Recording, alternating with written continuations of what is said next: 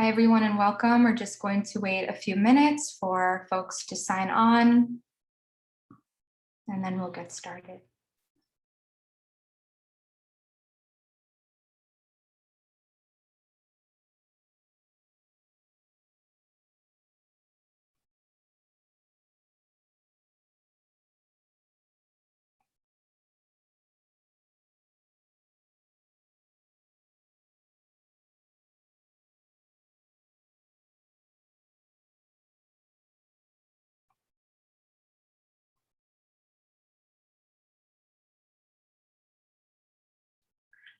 Okay, I'm going to get started. So good evening, everyone. Thanks for joining us. My name is Lisa Dorigo, and I'm the program coordinator at the New York League of Conservation Voters Education Fund. One of our goals at the League is to educate the public to be our next generation of environmental leaders. We do that by building awareness, educating New Yorkers on climate policy, and developing recommendations for how to meet those objectives.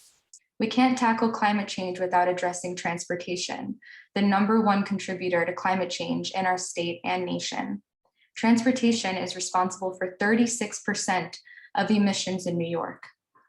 The pollution caused by fossil fuel emissions has a significant impact on public health, impacts we saw all too clearly during the early days of the COVID crisis. That's why we're pushing for the electrification of school buses and environmental justice communities as part of our Clean Buses for Healthy Niños program. Transitioning to electric school buses would improve air quality, protect children's health from diseases like asthma, and bolster the fight against climate change. Zero-emission school buses are a focal point of President Biden's American Jobs Plan proposal. The plan will electrify at least 20% of school buses nationwide, includes $20 billion to electrify buses and $32 billion in financing to help electric vehicle manufacturing and address job creation. But there is still more work to be done. That's what we're here to talk about today.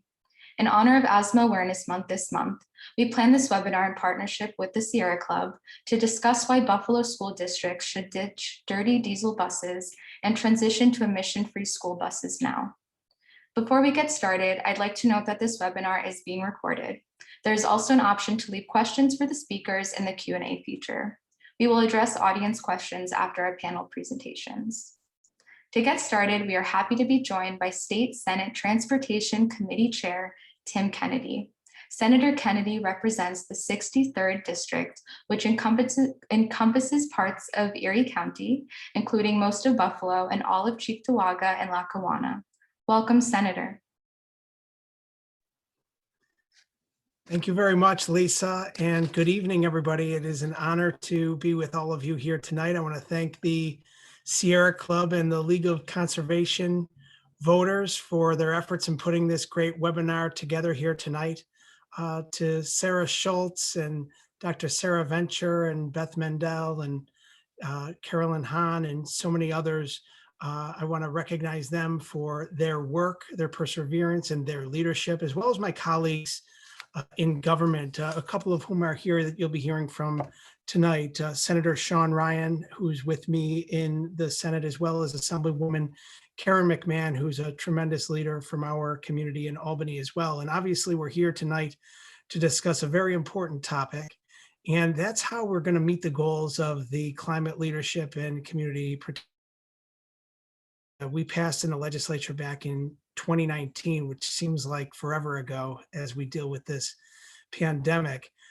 But you know, it is upon us, the work that we need to do to reach those aggressive goals that we set forward of a 40% emissions reduction from 1990 levels by 2030 and an 85% reduction by 2050. That is in our lifetime, and that is around the corner. So we have to work aggressively to meet these goals.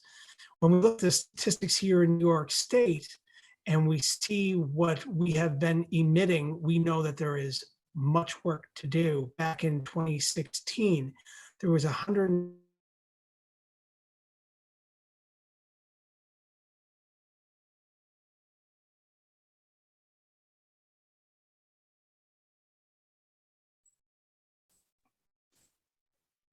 Am I back? Oh, you are back. Okay. I don't know where I lost you. I thought I had resolved the internet connection, but I suppose welcome to an extension of 2020 in 2021. No Hope, worries. We're talking about baseline emissions. yeah. So, I was just getting into some very difficult statistics that 173 million metric tons of carbon dioxide or carbon dioxide equivalents were emitted in 2016, and of that, a full 36% was from transportation. Only 15% was emitted from electricity production. The simple fact is that the transportation sector is the largest contributor to greenhouse gas emissions in the state.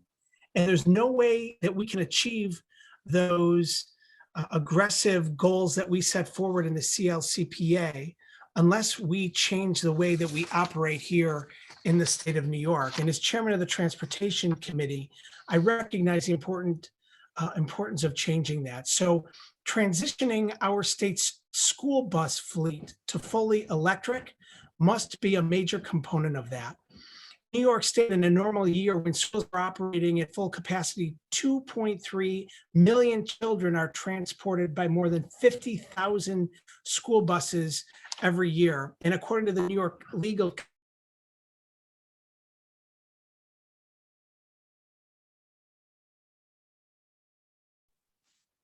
We may have lost the senator. back again. Oh, you're back. Okay. I'm gonna keep going. I will do my best here. My apologies in advance. I'm gonna just try to get through as quickly as I can. But according to the New York League of Conservation Voters, school buses nationwide emit 8.5 million tons of carbon dioxide every single year, which is a staggering amount. So the last thing we need to do is have our kids carried to school and back by school buses that are contributing to this environmental injustice and allow for the next generation to inherit this environmental injustice. We recognize that the long-term climate fossil fuel powered vehicles and emissions can cause tremendous health impacts as well in the community. So we have to find a way to decrease the carbon footprint and make sure that electrifying our school bus fleet is a major priority. And so with all of these challenges in mind, my team and I assembled legislation in conjunction with Assemblywoman Fahey that will encourage districts across the state to begin this essential transition. So our legislation provides for financial incentives to schools for the purchase of electric school buses and allows for electric vehicle charging equipment and electric charging costs to be reimbursable as transportation expenses. So for the districts that are most dependent on state aid, that can mean up to a 20% reimbursement for the cost of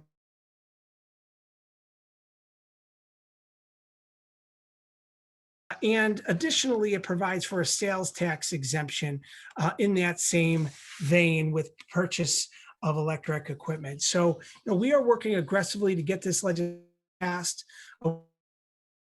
Clear goals for meeting the CLCPA aggressive agenda are essential to moving forward with legislation. And we have to provide New York State and our communities and school districts the tools to do that. So that's what the legislation does. It begins this process.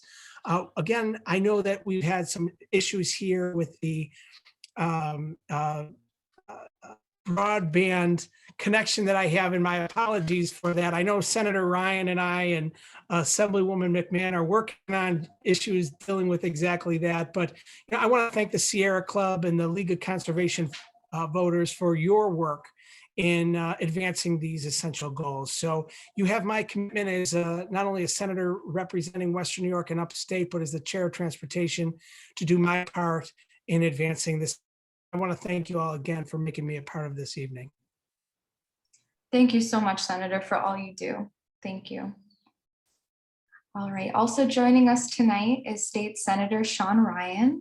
Senator Ryan represents the 60th District, which includes much of southern Buffalo, the city of Tonawanda, and surrounding suburbs. Welcome, Senator. Well, thanks a lot for having me on today. Good seeing everybody. Before we talk about electric buses, Senator Kennedy might be happy to hear that I have a bill that I've introduced to regulate broadband as a utility, which would then make it so we have good services in all our homes. So stay tuned for that. But we need better internet in order to successfully meet the future. It's great to be here to talk about electric buses and how it fits in to fighting climate change. It's important that we've had change on the federal level.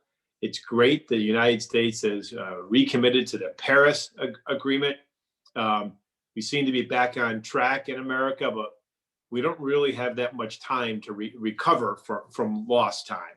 We're in the middle of a global climate crisis, and combating it will require many large-scale transformation to measures. Not one thing is going to get this done. So in an effort to reduce our state's carbon footprint and to contribute to the country's decarbonization goal, New York has committed to an all-electric future for public transportation authorities. But the question is of how long it's going to take us to get there, because we don't have time. The state has a requirement of 25% electric fleets by 2025 to help ease the transition to an all-electric fleet by 2035. But we hope to meet that goal well in advance in there. And reducing air pollution from diesel buses will also help contribute to healthier neighborhoods on non-carbon issues. Just the particulate matter release from diesel buses is a real problem. And some of the denser areas of Buffalo that I represent, there's big asthma problems. But boy, are there yellow school buses going up and down those blocks throughout the day, especially in a city like Buffalo, where we have this education policy where you can enroll in any school in the district and the district will transport you there. So it might be some good for some educational regions, but it's not good for reasons of trying to trim your carbon diet. So we have school buses running all over the city of Buffalo. Super high asthma rates in our Hispanic and African American populations, which is probably similar to what's going on in other urban areas. But we need to reduce the reliance on diesel buses. From a non-school aspect, after a lot of advocacy from the Sierra Club, our transportation authority, the NFTA, has agreed to purchase 10 electric buses, which will be in service next year. We applaud that. But they have about 315 to go. And what we don't want to happen is to have transit authorities during this interim period to lock into compressed natural gas buses, which have a very long lifespan and make a slower transition into electric. But we want to make sure that state money is available to continue to help the transition, that the New York State Department of Environmental Conservation and NYSERDA have committed $24 million from the Volkswagen settlement to help transit authorities pay for electric buses and charging infrastructures. And then, to flip back to the school bus, the other really good part I like about your policies is that school buses sometimes that we retire, they get recycled and used again in Central America and third world countries. So diesels that we deem too dirty end up going somewhere else, but not under these bills. So the diesel engine will actually be disabled. We're going to put a spike into its heart, and to make sure it can't be just sold down the road to continue spewing and eating carbon. So it sounds like where I have a lot of good plans going. But we need large-scale institutional measures like transferring away from diesel for school buses in order to meet our climate goals. So thanks to the Sierra Club thanks to the League of Conservation Voters for all you do to shine a light on these very, very important environmental issue. And on top of that, it's Asthma Awareness Month. I can't think of a better topic to be talking about during this month to really help us to protect the health of kids in our community. So thanks for having me, and look forward to supporting your fine work. Thank you, Senator. Thank you for joining us. Well said. We are also joined by State Assembly Member Karen McMahon, who represents the 146th District, which includes the town of Amherst and the village of Williamsville in Erie County and the town of Pendleton in Niagara County. Welcome, Assemblywoman. Thanks, Lisa. Yes, I'm unmuted. Yeah, thanks, Lisa, for having me.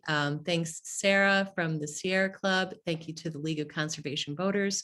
It's my great pleasure to be here tonight. I also want to thank the hard work of my colleagues in government, Senators Ryan and Kennedy. I look forward to working with them on a lot of these issues in the future. So in the Assembly, we've heard from our senators, in the Assembly, we're equally committed to fulfilling the goals set out in the CLCPA. I sit on both the Transportation Committee and the Environmental Conservation Committee.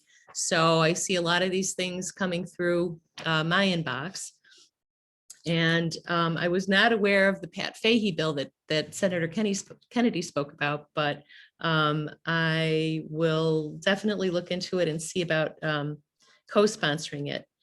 I know that the Sierra Club has been supportive of electric buses for a very long time, and there have been bills in the Assembly to move public transportation, as Senator Ryan was saying, to electric buses. I co-sponsored 2 bills in the Assembly that promote the purchase of zero-emission buses by public transportation systems.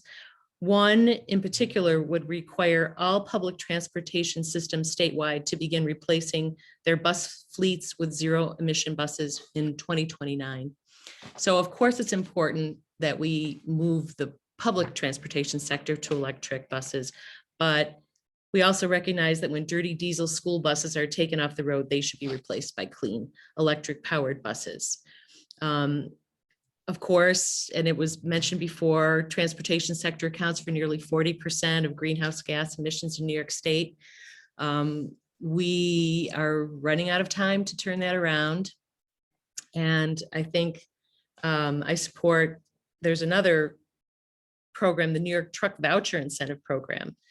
So I support that and all efforts to ensure that cleaner air for our youngest students, especially in an area like Western New York with higher levels of particulate pollution. Programs like this will put the newer technology within reach of school districts to begin the transition. I'm also delighted that we have a new administration that gives us many new opportunities to make important investments in green infrastructure and jobs. And that's what it's all about. So thank you, League of Conservation Voters, and the Sierra Club for all the work and advocacy that you do, educational work. And I look forward to hearing more about electric school buses. Thanks. Thank you, Assemblywoman McMahon. We're now moving on to our panel portion of our program. I'd like to welcome our first presenter, Sarah Schultz from the Sierra Club. Sarah Schultz is the Sierra Club Niagara Chapter Chair and has been an active member of the Sierra Club for 12 years. She is a music therapist and a lifelong tree hugger. Welcome, Sarah. Thank you, Lisa. So if anybody here listens to the podcast Outrage and Optimism, I'm sorry I'm the outrage part of the evening, but hopefully you'll be led to optimism by the end of the webinar. So what is global warming? Hopefully everybody is versed in what global warming is. We have had the 7 hottest years since 2014. The National Oceanic and Atmospheric Administration unveiled what the new normal will be compared to the 20th century. Since 1901 to 1930, the first period of climate norms calculations, the contiguous US has warmed 1.7 degrees Fahrenheit. The largest jumps have been the last two 15-year periods. And just to give you a little example, Fairbanks, Alaska is no longer considered subarctic region, which is kind of scary. So we can skip to the next slide. In 2020, the US had 22 weather and climate disasters, and with losses exceeding $1 billion each. These included drought, wildfires, tropical cyclones, and severe storms. In New York State, climate warming has increased our vector-borne diseases, a lot more Lyme disease. The insects don't die over the winter. We have microburst storms. We have a changing growing season. The National Climate Assessment Report predicts a dire future for the Great Lakes, particularly Lake Erie, due to worsening storms, increased erosion, and algae blooms due to higher water temperatures.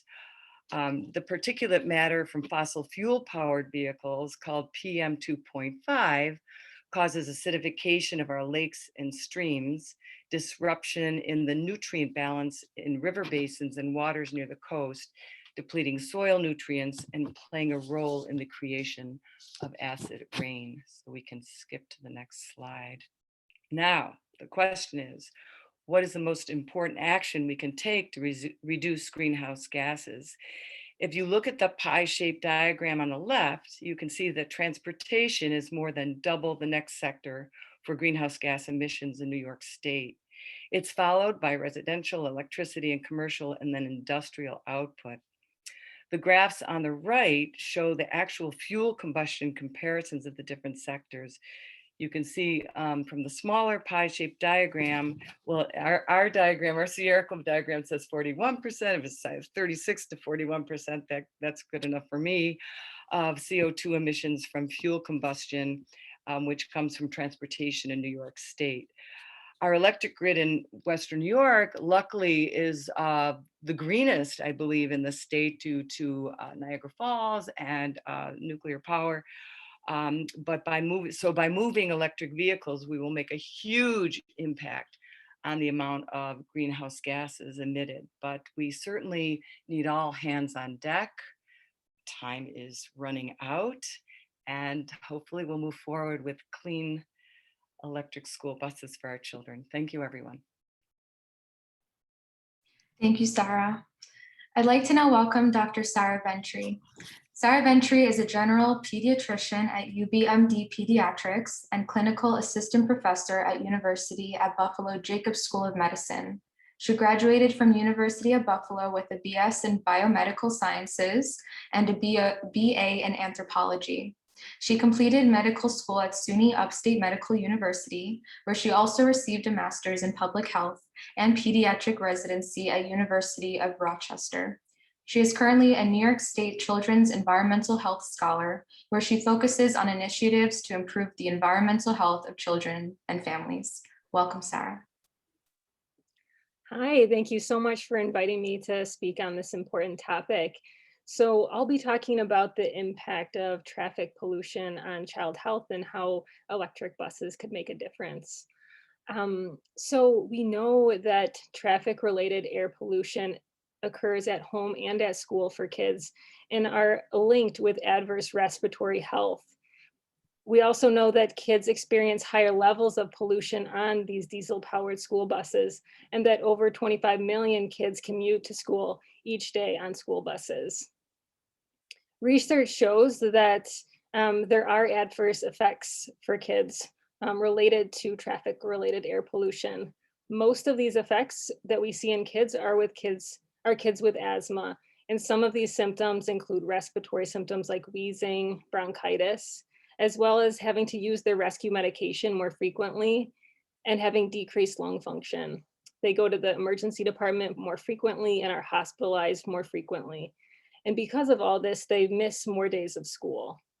As well, traffic-related air pollution increases new onset of asthma, so can actually increase the risk of developing asthma. Next slide. Kids are particularly vulnerable to this type of pollution because their lungs and immune systems are still developing. They're also more active in environments with higher levels of pollution because they may be playing sports and running around in playgrounds outdoors. In addition, they receive higher doses of pollution relative to adults because they breathe more quickly and have a higher respiratory rate. And then kids with asthma in particular are more vulnerable because of their inflamed and hyperreactive airways. Next slide.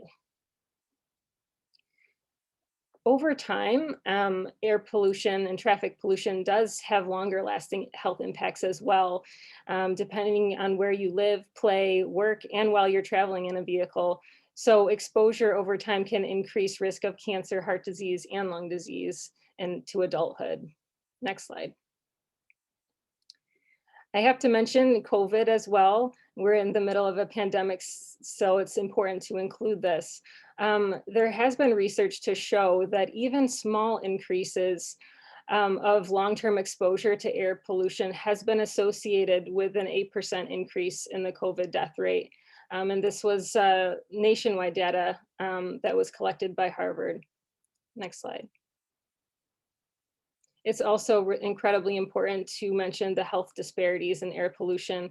And in the first graph, you can see that Asian Americans, Latino Americans, African Americans, and other races experience much higher rates of exposure to air pollution than white population. And then in the graph on the right from the American Lung Association, it shows that people of color are much more likely to live in counties that have higher levels of air pollution. Next slide. So what are some of the benefits that we can see for kids? So here I'll use the word clean buses, referring to buses with clean air technologies and fuels. And so kids who ride clean buses compared to standard buses have been shown to have lower exposure to air pollution. They have less of that lung inflammation, and they have larger amount of lung growth over time. And this has actually resulted in less days of school that have been missed. And these effects are strongest in kids who have asthma. And we have also seen that we can improve child health and especially their lung function by reducing some outdoor air pollution. Next slide. So in summary, air pollution is still a major danger to child health and adult health. We can see effects on the lungs, the heart, increased risk of infection and premature death, as well as possible developmental and reproductive effects. And that healthy transportation can really have an impact by, estimated by the American Lung Association by 2050 that we could avoid over 6,000 premature deaths and over 90,000 asthma attacks. Thank you so much. Thank you, Dr. Ventry. Our next speaker is Jonathan Myers. Jonathan Myers is a recent Buffalo State graduate, congrats, with a master's in economics. For his master's thesis, he did a cost-benefit analysis of electrifying public transit and is looking forward to working in the electric vehicle and/or renewable energy field. Welcome, Jonathan. Yes, thank you very much for the introduction. So today I'm going to talk briefly about the cost difference between an electric school bus and a diesel school bus.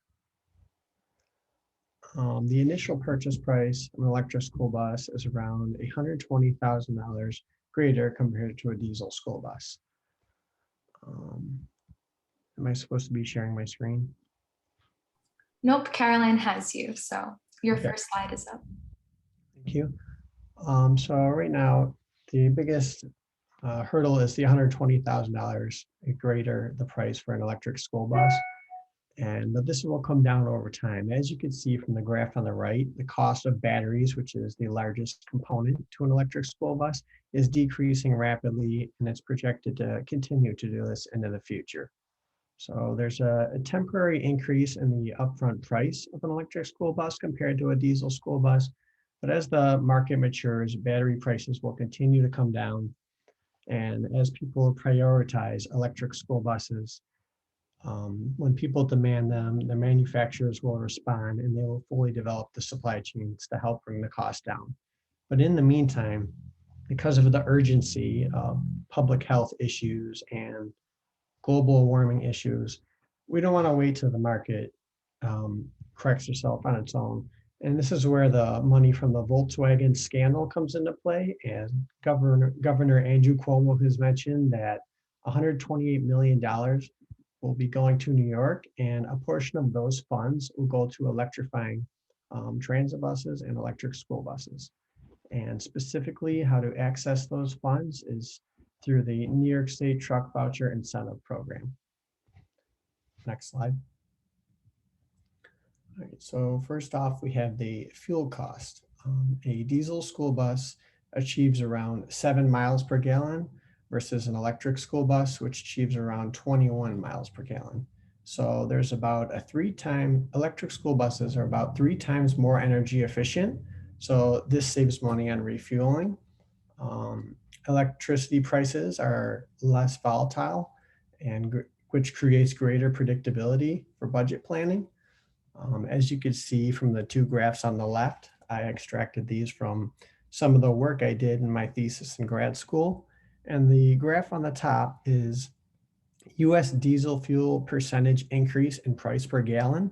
So as you can see, over the last 25 years, from 1995 to 2020, the price of diesel fuel has gone up drastically, and you can see all the fluctuations. And it has gone up around 180% over the last 25 years. Now the graph below that is US electricity percentage increase in price per kilowatt. So now this is a way less volatile and creates greater predictability for planning your budget. And as you can see, that it's way less volatile and the costs aren't rising as rapidly. The maintenance cost difference: electric school buses have 1/5 of the moving parts compared to the internal combustion engine of a diesel bus. So what this means is that a lot of the components to maintain are greatly reduced. As far as going from a diesel bus to an electric bus, there are no spark plugs, there are no belts, there's no exhaust system. It doesn't require any oil or filter changes. There's no transmission fluid. There's no fuel tank full of fossil fuels such as diesel fuel. So all those items are completely taken off the maintenance list. This greatly helps reduce costs. Also, there are regenerative brakes. This saves brake pads and rotors. So as someone driving an electric bus takes their foot off the gas, there is a resistive force to slow the vehicle down on its own, which then it takes that kinetic energy and recycles it back into the battery. So that extends the range of the vehicle, and it also saves wear and tear on brake pads and rotors, which reduces the cost of having to replace them as frequently. Next slide. And this is a graph from my thesis on public transit electric buses. And as you can see from this graph, the dark blue on the left is an electric bus, the initial purchase price. So the numbers slightly vary from a public transit bus, but it's still a 40-foot diesel bus, or it's the exact same concept, going from a 40-foot diesel bus to a 40-foot electric bus, whether it's public transit or a school bus. So you have a greater initial upfront price, but then over the life of the bus, which is around 12 years, you could see that there's enormous savings from the reduced cost of refueling when you use electricity. And there's also a reduction in maintenance costs. And then when you take into consideration the reduced healthcare costs and the reduced costs associated with global warming, that electric buses are the clear choice over the long run. So this graph kind of really summarizes all the financial benefits of electric school buses. Even though they are more expensive initially, they pay for themselves over time due to their financial savings when it comes to refueling and maintenance and the externality costs, such as social costs. Thank you. Thank you, Jonathan. Very informative. Up next is Ben Mandel. Ben Mendel is Northeast Regional Director at CalSTART, leading work on market acceleration and policy development in the Northeast and Mid-Atlantic states, as well as Eastern Canada, including supportive funding programs for cleaner trucks and buses and implementation of workplace charging initiatives.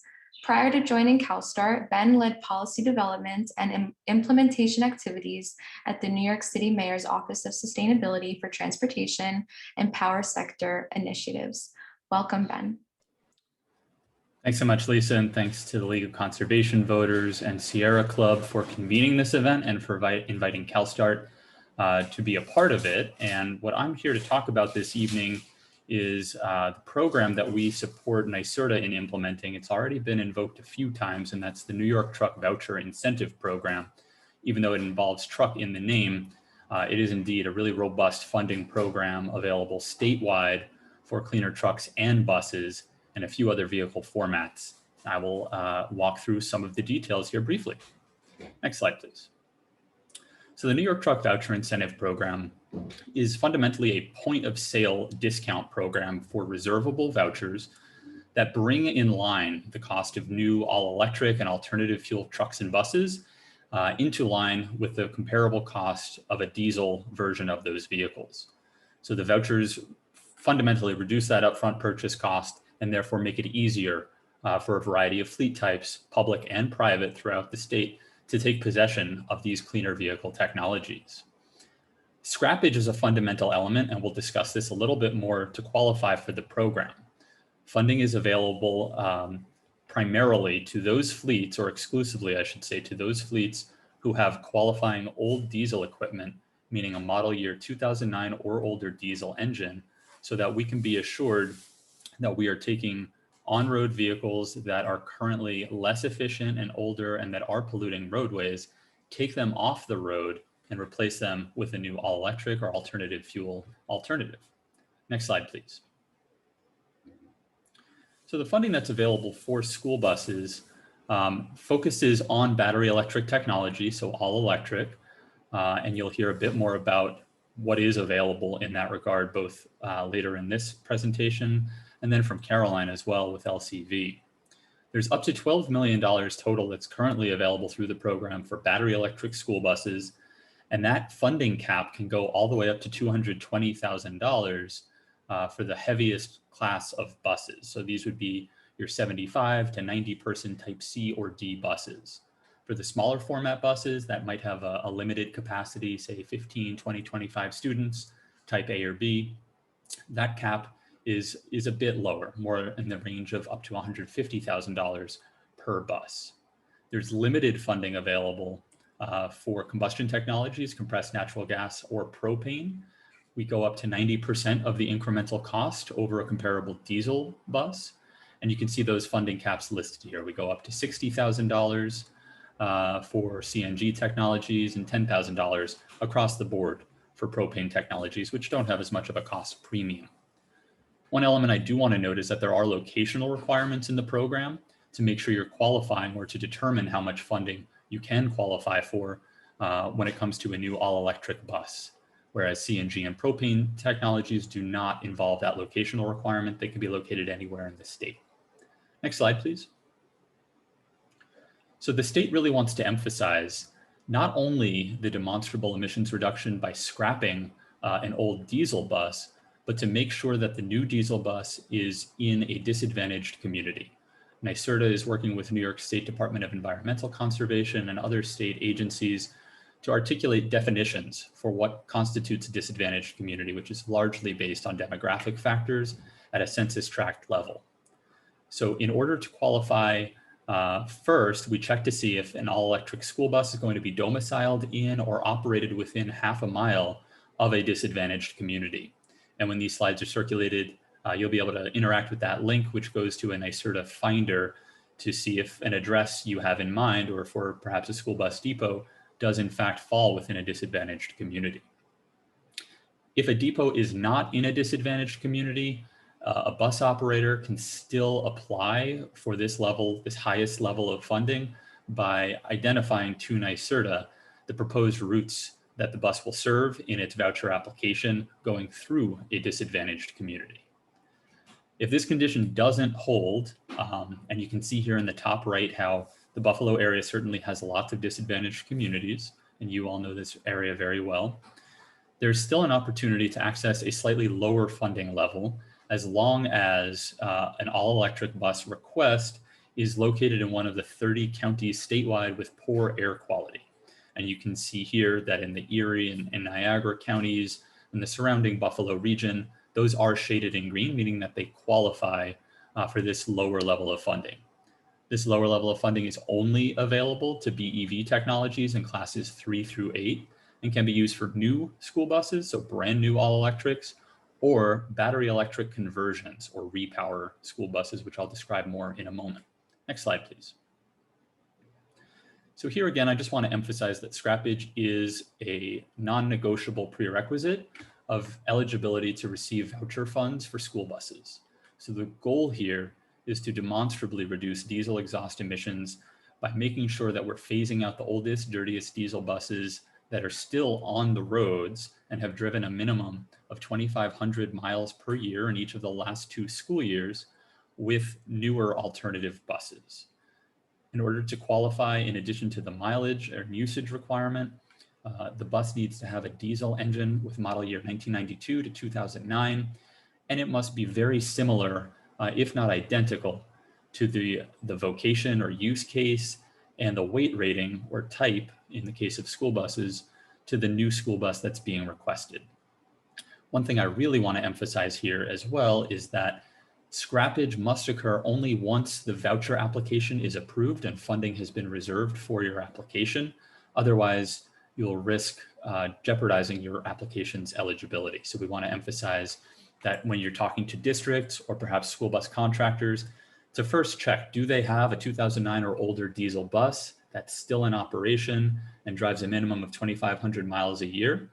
Ultimately, the funding is rather finite, so we want to prioritize it to just those applications that can displace these dirtier diesel buses. Next slide, please. So once we've confirmed that a fleet, meaning a district or a contractor, meets the eligibility requirements in terms of having a scrappage bus available, we next want to visit some of the limits to a contractor or a fleet's eligibility. So any one public school district is capped at 5 school buses through the voucher program. And for private schools, that limit goes down to 2. Now, those limits apply, but there's also a global limit on the number of buses that any one contractor can access at 12, meaning that if a contractor wants, say, 5 buses for each of 3 public schools it serves, it can only max out at 12. That might be 5 at one, 5 at another, and 2 at a third, or some combination thereof. But those are the relevant combinations and limitations to be aware of. In terms of minimum usage going forward for a voucher-funded bus, must be driven a minimum of 8,000 miles per year to maintain ongoing eligibility. We also require fleet usage reports to be completed for 3 years following voucher payment and vehicle delivery, and a lot of this will be automated through the use of telematics that is provided at the program's cost.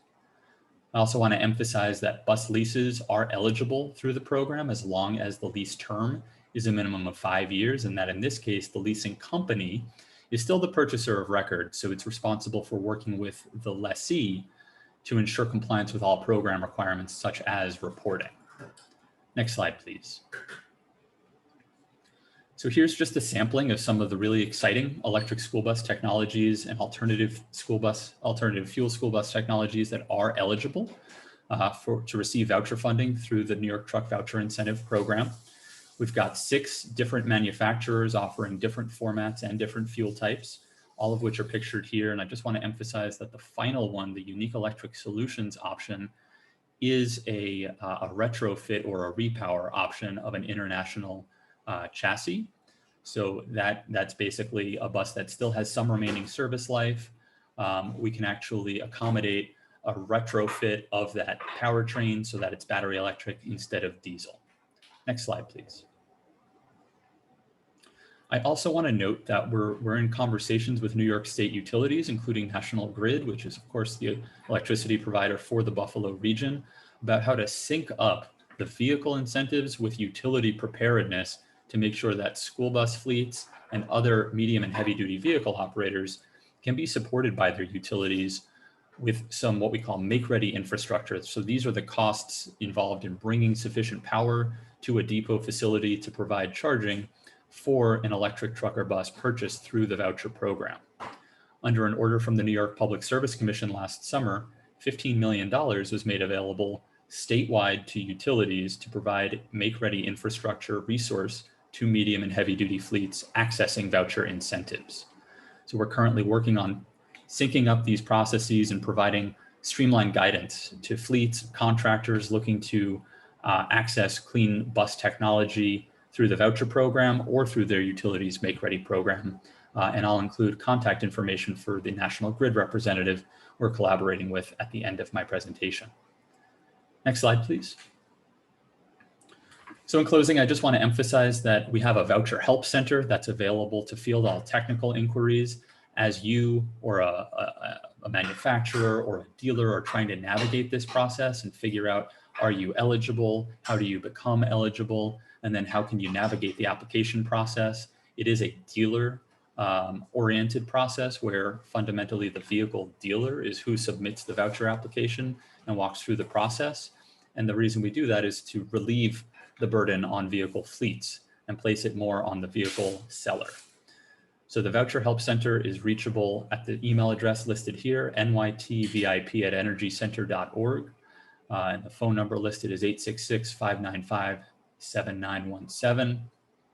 We welcome any inquiries through that, as well as to my team at CalSTART, which provides outreach and technical services assistance for NYSERDA through this program.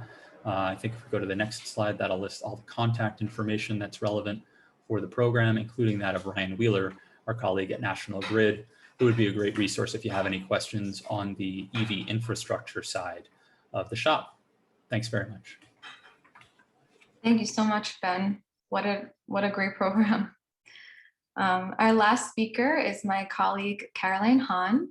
Caroline Hahn has worked for the New York League of Conservation Voters for the past 2 years. She works on a number of the League's electric vehicle campaigns, including the Clean Buses for Healthy Niños campaign, where she co-wrote the League's Clean Bus Guide that you'll now hear about. Thank you. Hi, everyone. Like Lisa said, my name is Caroline Hahn, and I work for the League. I want to thank everyone for joining and thank all of our speakers who we've heard from so far. So today I'm going to speak a little bit about our Clean Bus Guide. And first, just for a bit of background on our school bus campaign, we've been running our electric school bus campaign called the Clean Buses for Healthy Niños campaign for about 3 years now. And throughout our campaign, we've been very supportive of electric school bus pilot programs across the state. We've advocated for state and federal funding, as well as state and local legislation for electric school buses. So we really want to see more clean school buses on the road, especially in environmental justice communities that have been disproportionately burdened by air pollution and where asthma rates are the highest. Ooh. Sorry, I'm sharing my screen here. Here we go. Okay, great. So we put together this guide as a way to compile all of the resources and lessons we've learned since starting our campaign. And over the years, we've engaged a number of communities across the state on electric school buses. And while these discussions have been very impactful, we wanted to create a reliable resource for community groups, for parents, and other folks interested in increasing advocacy around zero-emission school buses in their communities. Now, for the sake of time, I can't go through the whole guide. It's over 30 pages, we'd be here all night, but I'm going to go over a brief overview and go more into detail on some of the materials in the guide. So Lisa is going to put the link to the guide in the chat, and it's also available on the last slide of this presentation. So this is our table of contents page, which lists out all the resources that are available. Everything is also hyperlinked, so it's super easy to jump around. It's pretty convenient. So the guide includes resources such as pages on public health and environmental benefits of going electric, particularly for children, including those with disabilities and children of color. It also includes resources such as a myth versus fact sheet to address some common misconceptions of electric school buses. We created 2 case studies on electric school bus pilot programs that are in New York, which the next slide will show. There's also a sheet on available state and federal funding resources. There's also a chart of relevant stakeholders to reach out to, and a sheet on the different types of electric school buses. And finally, it contains some campaign tools and tactics and even more resources. So this page is just a snapshot of one of the case studies we did on the White Plains pilot program. So we tried to break down the program into the main takeaways and make all of the information super comprehensive. We also did this for the Bayshore pilot program on Long Island. Okay, these two snapshots are from the campaign tactics and tools section of the guide, which also contains a social media toolkit. We have petition templates and letter templates and other information about how to successfully launch and run your own school bus campaign. So that was a very quick overview of what the guide contains, but you can find it and more info about our school bus campaign on our website, which is posted here. My email is also here in case you want to get in touch about anything related to the guide or anything else you heard tonight. So thanks so much. And I think I'm going to pass it back to Lisa. Thank you, Caroline. Well done. So we'll now move on to question and answer portion of our program this evening. If you have questions and want to quickly drop them in the Q&A, you have an opportunity now. But I guess I'll get started. There's not too many. First question, I think Ben might be the best one to answer this. It says, Angela says, with state truck voucher incentive program funding, what is holding up First Student, if you know, from adding electric school buses to their fleet? So I won't speak to any particular applicant or prospective applicant, but I will acknowledge that because of some of the program requirements that I outlined, namely scrappage, it can be certainly a tricky needle to thread in terms of ensuring that an interested contractor or district meets the eligibility requirements. So this sort of laser focus associated with the program's funding on identifying the oldest, dirtiest diesel buses for replacement really makes it a targeted program rather than just having funding freely available to provide new school buses, because there is the one-for-one replacement. It's definitely a bit more of an iterative process with prospective applicants. Thanks, Ben. While I have you, someone else asked, can the truck voucher incentives to CNG and propane school buses be eliminated? Methane is 86 times more powerful as a greenhouse gas in the first 20 years of its release to the atmosphere than CO2.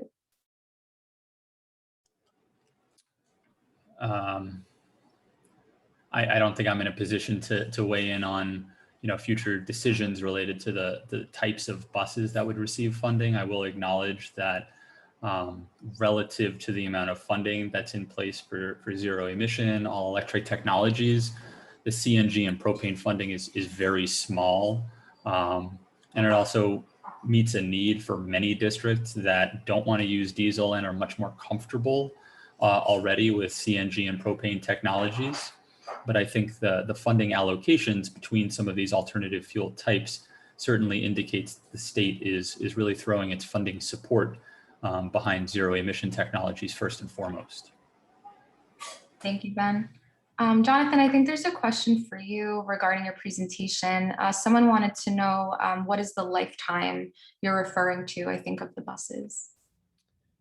So based on the work I did in grad school, for the public transit buses, it was the FTA recommends a 12-year lifespan or 500,000 miles. So I was researching into electric school buses and I couldn't find an exact date, but I'm not sure if they qualify for the same recommendation. But as far as I found, it was 12 years or 500,000 miles before they need to be retired. Thanks. And kind of building off that, Ben, maybe, sorry, I'm calling on you so much, Ben, but someone asked, what would happen to older buses that are replaced with electric buses? Are these able to be scrapped and parts recycled? And on a similar note, what characteristics make a diesel bus able to be retrofitted with an electric engine? Do you happen to know? Yeah, I can certainly speak to some of that. Maybe I'll start with the second part of that question. So the requirements for repowers or a battery electric retrofit is a little different. So it actually doesn't need to meet the 2009 or older diesel requirement. For a diesel bus to qualify for a repower, all we need to see is that the diesel engine is at least 6 model years old. So we're in 2021 now. So a 2015 diesel engine could qualify to be repowered. The other side of that, though, while it's a little more flexible on the age side, we also need to be able to certify that the repowered bus will be used, is intended to be used, and that the fleet will pledge to use it for at least another 10 years. So you still need to find that sweet spot where a diesel bus is old enough to qualify, at least 6 model years old, but also still has at least 10 years of useful life remaining in the other elements like the chassis and the body. So that New York State can be assured that its investment is going to be a durable one. The other aspect to note that's a little bit different about repowers is that only the diesel engine in that case and not the chassis is scrapped. In other instances where you're doing a full replacement, both the engine, the diesel engine, and the chassis or the frame rails are completely destroyed. So that means a hole is torched in the engine, the frame rails and the chassis are sheared completely in half, and that goes to a scrapyard that is a participating dismantler located somewhere in the state. And we're working with dismantler facilities throughout New York State for as much convenience as we can get for a range of participants. And then from there, it's kind of out of the program's hands what happens with the scrap materials. We sort of stay out of that, but the scrap yard or the dismantler can certainly, do as they see fit and sell off that equipment for scrap value, for instance, as long as it's not going to be able to be recovered and used again on the road to burn diesel. That's really the program's priority. Thank you, Ben. You're quite popular. I have one more, and then we're going to close out, and we will address all questions that aren't answered in our materials as a follow-up. So the last question is, how long must an electric school bus remain in service for a school district to make use of the truck voucher incentive program? So I'm not sure if that question relates to an old bus that you're trying to retire or a new one. So I'll just address both. Okay. I think it's new, but. So for a new bus to maintain eligibility, basically 5 years, whether it's leased or purchased outright, that's the central milestone. Needs to operate at least 5 years with 8,000 miles driven in each of those years. And on the old bus being retired side, it's 2,500 miles at a minimum for each of the past 2 school years of record. We recognize there was a COVID shutdown and a lot of remote learning in 2020, for instance. So we're able to look at prior years to see if it has met that in the most recent years for which that would be applicable. But those are the requirements. Thank you so much, Ben. I recommend if anyone else has questions, please reach out to Ben. But of course, like I said, we will follow up with unanswered questions. I'm going to pass it along to Jess Ensman from the Sierra Club for closing.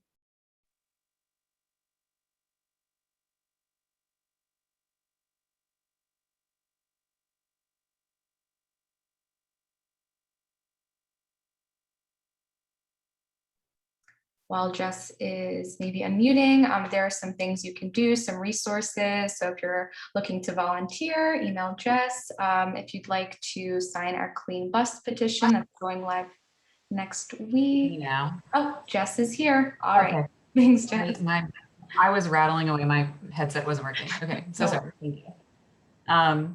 So if you're interested in looking to volunteer, you can go ahead and email me. The Sierra Club in Western New York has a group called the Niagara Group with a subcommittee on the Zero Emission Bus Committee. And so they meet monthly. Sarah Schultz is on that committee as well as Jonathan Myers and Rick Steinberg. So if you're interested in getting involved locally, go ahead and send me an email and I can connect you. If you'd like to sign the Clean Bus petition that the League of Conservation Voters has, you can visit their website. Again, I've linked the Clean Bus Guide. And then again, all of the information that Ben had on his slides. And so I'd just like everyone to feel confident knowing that there will be a follow-up email for all registrants with the slides, the recording, and then the next steps. So stay tuned for all of that. And then in closing, I'd just like to say a big thank you to all the folks behind the scenes that helped get this webinar off the ground. I want to thank the elected officials, Senator Kennedy, Senator Ryan, Assemblymember McMahon, for your continued support and for showing up tonight to make initial remarks and support the different work we're doing. I want to say a big thank you to Lisa and Caroline at the League for all the coordination, emceeing, talking about the Clean Bus Guide and all of the coordination behind the scenes to get this going. I'd like to thank Sarah Schultz, Rick Steinberg, Bob Jaselsky, Judah Aber, and others for outreach and coordination also as far as planning in the Buffalo area. And then all of the speakers, so Dr. Sarah Ventry, Jonathan Myers again, Ben Mendel, Sarah Schultz, and Caroline Hahn for making the time tonight to educate us all and to be passionate about this topic. It really took a lot to put this together, and I'm so glad we have the recording to go forward. And I appreciate all the attendees and panelists who are able to fit this into their Thursday evening. Thank you so much. Thank you, everyone. We hope you learned a few new things about school buses and clean transportation. Feel free to follow us on social media. And like I said, our petition's going live next week, so stay tuned. Thanks, everyone. Have a great night. You too. Thank you.